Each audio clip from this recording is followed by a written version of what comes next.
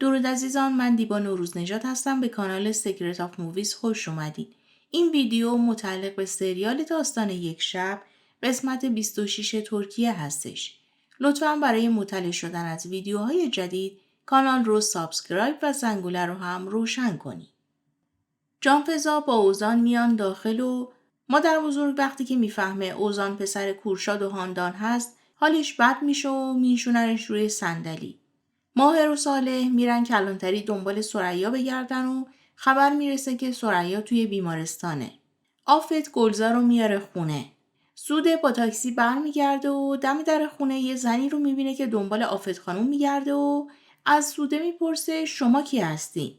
سوده میگه من عروس ایلمازها هستم، زن فرمان. زن میگه من فاطمه هستم، مادر فرمان هستم. گلزار به آفت میگه من با دونستن همه چیز وارد این مسیر شدم. نمیذارم جلوی این مسیر ازدواجم رو بگیرین. با کورشاد ازدواج میکنم. آفت پرتش میکنه روی تخت و میگه اجازه نمیدم خودت و ما رو بدبخت کنی. در رو روی گلزار قفل میکنه و میره. سود زن رو سوار تاکسی میکنه و میگه اول باید بیای با من صحبت کنی، بعداً میخوای بری با هر کسی تسویه حساب کنی برو. کورشاد میاد خونه آصف خان و نگهبانا رو میزنه و داخل میشه. فرمان به آفت میگه مادر گناه داره، اگر بابام بیاد جفتمونو بیچاره میکنه، به خودت بیا. کورشاد گلزار رو صدا میکنه و همه میریزن توی حیاط. به آفت میگه آفت خانم سختش نکنین، زن منو بدین برم. آفت میگه گلزار زنت نیست، فراموشش کن. گلزار هم از پنجره کورشاد رو صدا میکنه. نگهبانا میان کورشاد رو میبرن بیرون. ماهر میره دیدن مادرش توی بیمارستان و همدیگر رو بغل میکنن و ثریا میگه من خوبم. خیلی ترسیدم بلایی سرم بیاد. ولی ببین الان خوبم. حال مادر بزرگ یکم جا اومده و فرمان به جانفضا زنگ میزنه میگه بلند شو بیا اینجا، بابا داره قیامت به پا میکنه. اوزان به جانفضا میگه میخوای من برسونمت؟ جانفضا میگه خودم میرم و اوزان کارتشو به جانفضا میده و میگه هر وقت خواستی بهم زنگ بزن. ماهر مادرش رو ترخیص کرده و داره با خودش میاره خونه و ثریا میگه اون ستی که پدرت سر عقد بهم داده بود رو اونا دزدیدن و ناراحتی میکنه و ماهر میگه تو ناراحت نباش، من پیداشون میکنم و از دماغشون در میارم. جانفضا و آصف خان همزمان میرسن خونه و میبینن که کورشاد پلیس خبر کرده. کورشاد به آصف خان میگه زنت نامزدم و قبل از عقد دزدیده. آصف خان میگه چی میگی؟ گلزار که اینجا نیست، این مرد دروغ میگه. گلزار به همراه آفت و فرمان میاد و پلیس از گلزار میپرسه آیا شما دزدیده شدین؟ گلزار میگه بله، اینا منو دزدیدن و ما شکایت داریم. آفت رو دستگیر میکنن و میبرن. در همین حین ماهر به جانفضا زنگ میزنه و جانفضا صدای ثریا رو میشنوه و جریان رو برای ماهر تعریف میکنه و ماهر اول خیلی عصبانی میشه، بعداً با ثریا کلی سر این قضیه که آفت رو دستگیر کردن میخندن. مادر بزرگ از اوزان میپرسه چرا این همه سال نیومدی که ما رو پیدا کنی؟ اوزان میگه خب وضعیتم ایجاب میکرد. ولی الان مادرم مریضه. یه توموری توی مغزش هست که هر روز اونو بیشتر میکشه. معلوم نیست تا کی زنده بمونه. خواستم بعد از رفتنش یه خانواده داشته باشم. کارتشو میده به مادر بزرگ و میگه اینو بدین به بابام. موقع رفتن با ساره آشنا میشه و خداحافظی میکنه. ساره از ماویش میپرسه این کیه؟ ماویش میگه بچه نامشروع آقا کورشاده. اوزان یادش میاد زمانی که بچه بوده توی کوچه و محله همه اذیتش میکردن و بهش میگفتن تو بچه نامشروع و حرومزاده هستی. توی کلانتری فرمان و آصف خان با کورشاد دعواشون میشه و ماهر سر میرسه و میگه من کمیسر ارشد هستم، خودم رسیدگی میکنم. گلزار رو دعوا میکنه و میگه خل شدی زنمو؟ چرا این زنا انداختین توی بازداشتگاه؟ این چه کاریه؟ فوراً باید شکایتتون رو پس بگیرین. آفت رو به همراه خلافکارای دیگه توی بازداشتگاه نگه داشتن و ماهر میاد دیدنش و آفت میگه من بیگناهم، بهم تهمت زدن. ماهر میگه بهت نگفتم با عروسات خوب تا کن؟ دزدیدن یه زن گنده یعنی چی؟ آفت شروع میکنه به التماس و ماهر بهش میگه اگر به این کارات ادامه بدی جات همینجاست و محاکمه میشی. این چندمین کار خلافته.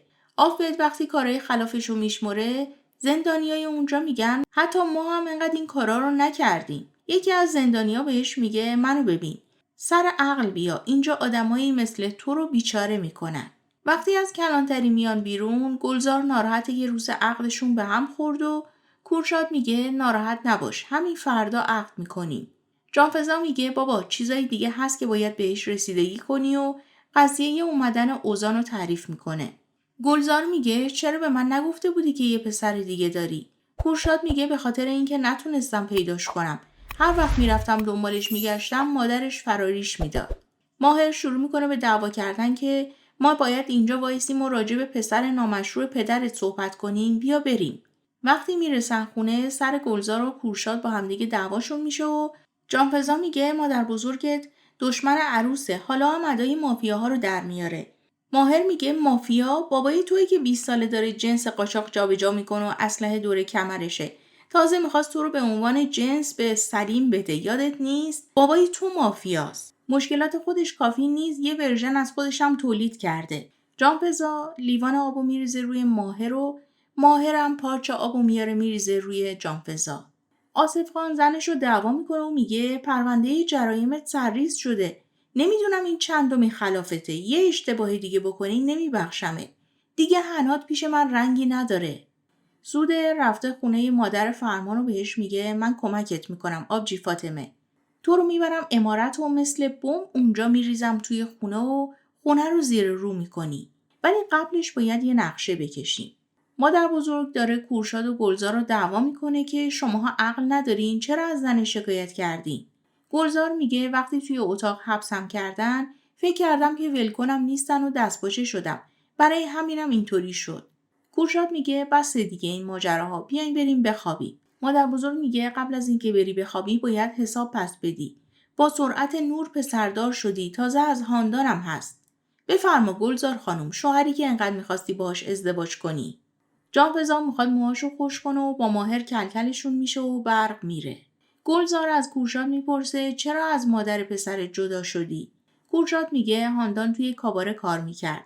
میخواست با من ازدواج کنه ولی شهرستان ما کوچیکه. بابای خدا بیامرزم هم آدم خشنی بود. نمیتونستم همچین چیزی رو از بابام بخوام. با مریم ازدواج کردم. بعد فهمیدم که بچه رو برده داده پرورشگاه و وقتی که رفتم بچه رو بگیرم باز دیدم اومده برده. بعدش هم ردی ازشون پیدا نکردم. اگر بعد از این قضایا منو نخوای حق داری. گلزار میگه پسر من مرد ولی پسر تو پیدا شد. تازه مادرش هم مریضه. شاید سرنوشت میخواد که ما با هم باشیم و زخممون رو التیام بدیم. ساره و صالح دارن با هم تلفنی صحبت میکنن و صالح میگه هیجان زده نشیا، ولی من مامانتو پیدا کردم و قرار فردا بریم اونجا ببینیمش. ثریا ناراحت از اینکه زیر قولش زده و نمرده. به سوزان میگه فکر کنم ما باید کفاره بدیم. فهمیدم باید از کی بپرسیم. وقتی که برق میاد ماهر سشوار میاره و موهای جانفزا رو خوش میکنه و با هم میخوابن. صبح ماهر دنبال لباسای تمیزش میگرده و میبینه همه لباسای تمیز و کثیف با هم قاطی شدن. بهش زنگ میزنن و میگن کسایی که مادرت رو دزدیدن پیداشون کردیم. ثریا و سوزان میرن پیش حاج آقای محل و ازش راجع به کفاره شکستن قسم میپرسن و اونم میگه باید 10 تا یتیم رو سیر کنی. آفت داره به خاطر رفتن گلزار ناراحتی میکنه که سوده بهش زنگ میزنه و میگه سری باید ماشین بگیری و بیای بیکوست. آفت میگه حد تو بدون، نمیتونی به من دستور بدی. سوده میگه من از حدم بیشتر میدونم. به نظر من اینطوری صحبت نکن. وگرنه میام به همه اهالی خونه میگم که مادر فرمان کیه. بازی تموم شد آفت خانم. من همه چیز رو میدونم. جانفزا دوباره صحبت‌های ماهر یادش میاد و عصبانی میشه و زنگ میزنه به اوزان و اونم میگه با توجه به اینکه بهم زنگ زدی حتما میخوای صحبت کنیم، پس لوکیشن میفرستم و بیا اینجا. ماهر میره از آدمربای مادرش بازجویی میکنه و اونم میگه همش تقصیر زنمه. ماهر فشار بازجویی رو زیاد میکنه و میگه باید برای من بنویسی که اون ست رو کجا فروختین. صالح و ساره اومدن به کافه‌ای که با مادر ساره قرار دارن و مادر ساره میاد و همدیگر رو بغل میکنن. جانفزا تاکسی میگیره که بره پیش اوزان و گوشیش توی ماشین جا میمونه. ثریا و سوزان وقتی میان جلوی در خونه جانفزا و میبینن نیست، به ماهر زنگ میزنن و ماهر هم به جانفزا زنگ میزنه و نمیتونه بهش دسترسی پیدا کنه. لطفاً ویدیو رو لایک و تبلیغات رو کامل نگاه کنین. آفت و سوده رفتن اسکله و دارن راجع به جریان مادر فرمان صحبت میکنن و سوده میگه شماها منو احمق فرض کردین؟ منو زن پسری کردی که از ایلمازها نیست. نمیتونی منو از اون ثروت محروم کنی. آفت میگه این چه حرفیه؟ تو بازم عروس ایلمازها هستی. فرمان پسر منه. سوده میگه فرمان میخواد منو طلاق بده. با یه زن دیگه در ارتباطه. آفت میگه تو افسانه رو فهمیدی؟ سوده وقتی که میبینه مادر شوهرش همه چیزو میدونسته ناراحتی میکنه و آفت بهش میگه مراقب خودت و بچه باش، فکر بچت باش. سوده میگه چه بچه‌ای؟ مگه بچه‌م مونده؟ به خاطر بلاهایی که سرم آوردین بچه‌م توی شکمم مرد. نمیتونین منو مثل آشغال بندازین دور. توی صحبتاشون هیجان زده میشن و سوده پرت میشه توی آب. میگه کمکم کنین، من شنا بلد نیستم، دارم غرق میشم. آفت هرچی صدا میزنه و کمک میخواد، هیچکس اونجا نیست که کمکشون کنه. اوزان میگه من خیلی سختی کشیدم، خیلی تحقیر شدم. 10 سالم بود مادرم با یه مردی ازدواج کرد و اونم مرد خیلی خوبی بود، خیلی بهش مدیونم. ولی الان فوت شده. منم توی این مزرعه اسب سهام دارم ولی در اصل توی کار نساجی هستم. ماهر وقتی میاد خونه میبینه همه چی نامرتبه و فکر میکنه که باز جانفزا ترکش کرده. به شماره جانفزا زنگ میزنه و راننده تاکسی میگه این گوشی توی ماشینم جا مونده و با مشخصاتی که ماهر میده راننده تاکسی یاد جانفزا میفته و میگه به مزرعه اسب رسوندمشون و قرار میشه گوشی رو به نزدیکترین کلانتری محل تحویل بده. کورشاد به اوزان زنگ میزنه و به دعوت اوزان قرار میشه شام خانواده جانفزا خونه اوزان باشن و با همدیگه صحبت کنن. اوزان به جانفزا میگه ببخشید که از تو نپرسیدم ولی حتما میای دیگه، میخوام با همسرت آشنا بشم. جانفزا میگه همسر من یه خورده با بابام مشکل داره به خاطر سالها قبل که بابام باعث سوء قصد به پدرش شده بوده. مادر ساره میگه من خیلی درمونده بودم و تو رو گذاشتم پرورشگاه. میخواستم یه خونه و غذای گرم داشته باشی. وقتی وضعم بهتر شد اومدم دنبال تو رو داده بودن به یه خانواده. بهزیستی هم هیچ جوره آدرس و مشخصات اونا رو بهم نداد. مشخصه که تو هم پیش خانواده خوبی بودی و خوب بزرگ شدی. ساره میگه خدا شاهده که خوب بزرگم کردن ولی من میخواستم مامان و بابا داشته باشم. من تو اون خونه خدمتکار بودم. قرار میشه که مادر ساره رو با خواهر و برادرش و پدرش آشنا کنه. ساره و صالح رو برای فردا به خونشون دعوت میکنه. اوزان به جانفزا میگه هر وقت خواستی بیای اینجا سوارکاری کنی بیا و بگو که خواهر آقا اوزانم.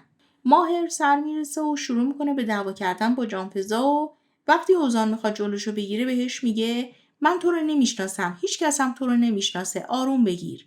با دعوا جانفزا رو با خودش میبره. آفت میاد خونه و شروع میکنه به گریه کردن. ماهر و جانفزا دوباره تو ماشین سر اوزان دعواشون میشه. اوزان اومده ملاقات سلیم و سلیم ازش میخواد که از اونجا بیارتش بیرون. اوزان میگه ناراحت نباش، زیاد اینجا نمیمونی، ولی اول باید اعتماد بابام رو جلب کنم و بعدش هم شرکتم رو به جانفزا واگذار میکنم. اینطوری جنسایی که حمل و نقل میکنیم با امضای جانفزا توی کشتی‌های بابام بارگیری میشه. سلیم میگه عقب مونده‌ای، منو چطوری میاری بیرون؟ اوزان میگه با تابوت میارمت بیرون. آخرین روزای عمرته، به نظرم ازش لذت ببر. تنها مانع برای اینکه بتونم از ثروت بابا راشد تنهایی استفاده کنم تویی. سلیم یقه اوزان رو میگیره و میگه تو کی باشی که بخوای سیستم منو به هم بزنی؟ مامورا میبرنش. ماهر میاد خونه و جانفزا میگه سعی نکن که منو بخوای کنترل کنی. ماهر میگه من اصلا نمیخوام تو رو کنترل کنم.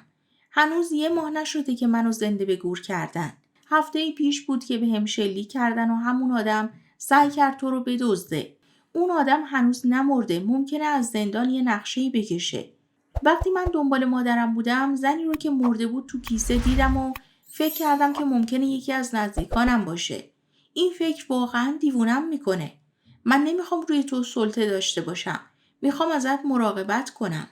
جانفزا میگه ولی من امروز روز خوبی رو داشتم و پیش اسبا بودم، پیش برادرم بودم. تو اومدی و اونجا منو رسوا کردی. موقع شام کورشاد به جانفزا زنگ میزنه و جانفزا میگه حتی اگر ماهرم نیاد من میام خونه اوزان. سر رفتن خونه اوزان با همدیگه جر و بحثشون میشه و ماهر میگه این داداشی که تازه از راه رسیده چرا انقدر برات عزیز شده؟ جانفضا میگه اگر 20 سال پیشم میومد برام عزیز بود. خانواده ای تو بعد از 20 سال اومدن دنبال الان برات عزیز هستن. چرا به قضیه دو مدلی نگاه میکنی؟ چرا توی یه راستا نیستی؟ خانواده ای تو فقط مهمن؟ ماهر بهش میگه این دوتا با هم یکی نیست و باز با هم دیگه جر و بحثشون میشه. ساره به خاطر اینکه خانواده جانفضا اسمشو عوض کردن و مادرش نتونسته پیداش کنه عصبانی و میگه فردا که پدرم و برادرم رو دیدم طبق اون تصمیم میگیرم که به خانوادم بگم که پیداشون کردم.